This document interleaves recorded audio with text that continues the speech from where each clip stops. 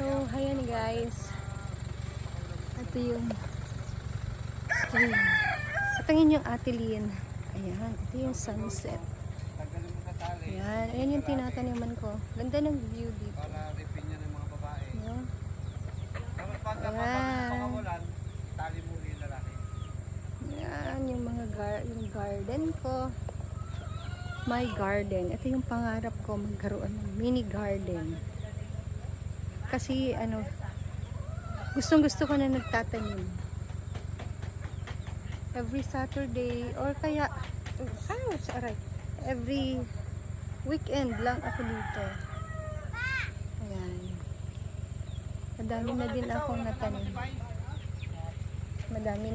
natanim. And then, ito na yung grapes. Ito lang yung nabuhay, guys. Yung sa mga grapes ko.